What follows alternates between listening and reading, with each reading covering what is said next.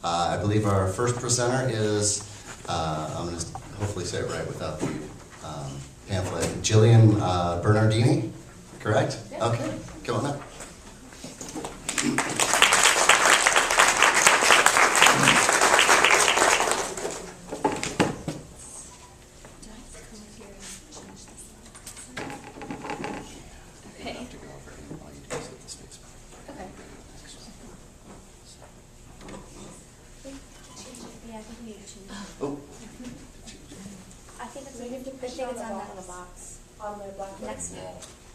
This thing? Okay. I'll just wait. Let's see what happens. On the very left. No? Nope. It should be on the very left. There you go. Bingo. Got it? Okay. All right. Hello, everyone.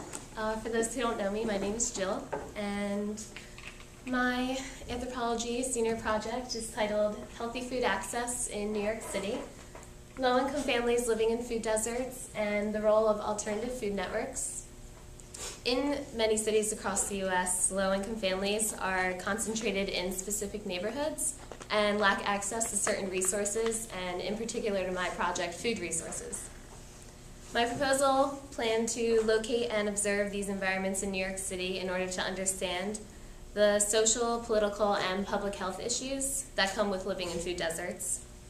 And I plan to define alternative food networks, or AFNs, and propose them as a solution towards food deserts and relate these to theories on social movements on community levels and the role of the individual.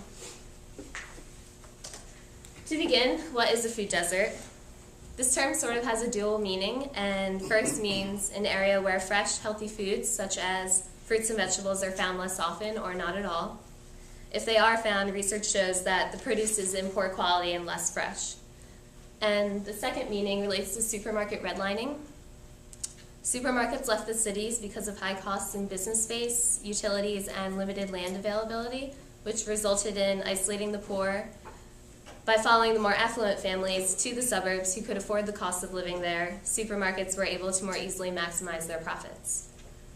Food deserts lead low-income families to a state of food insecurity, which is defined as limited or uncertain availability of nutritionally adequate and safe foods, or limited uncertain access to food.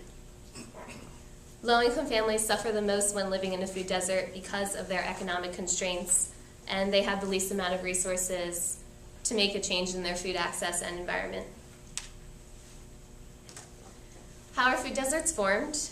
I reviewed the past 10 years of research on how food deserts are formed, and the subject shifted from simply looking at just the health problems in these underserved areas to instead observe the environmental and physical constraints of food accessibility and availability.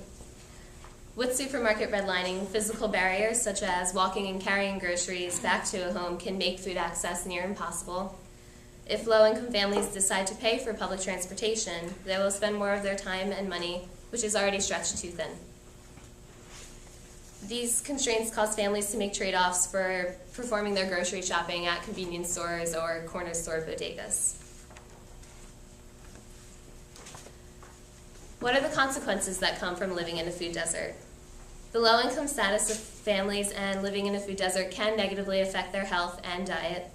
The food sources available, such as the convenience stores or fast food chains, promote the highly processed foods and energy-dense products because these make a more reliable profit due to their longer shelf life. Research showed that convenience stores carried less fresh foods because the cost was greater. They are bought less often and in smaller quantities when compared to large chain supermarkets, which results in less restocking and poorer conditions of the fresh foods if available. If low-income families were supplied fresh food sources and easier access to them, then this could reduce health problems and lessen the frequency of food deserts. Part of my solution for eliminating food deserts is through alternative food networks. These are the types of AFNs, and they can be seen as more practical solutions when compared to the assumption that large chain supermarkets would open locations in low-income, underserved communities. Research showed that this is financially illogical, and in cities, supermarkets statistically close more stores than open them. AFNs can better the health and nutrition of low-income families because they are based in providing direct access to fresh, affordable foods and promote communities to be an active voice in their food environment. When compared to corner stores or convenience shops, AFNs provide a better quality of fresh foods because they are seasonal and harvested within a few days of consumption.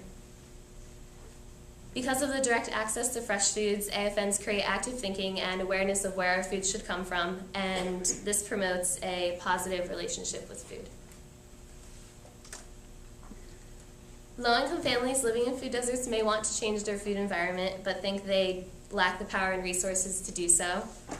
I analyzed Gramsci's ideological hegemony, which helps us understand this issue by stating that a majority of the population accepted what was happening in society as common sense or the only way of running things.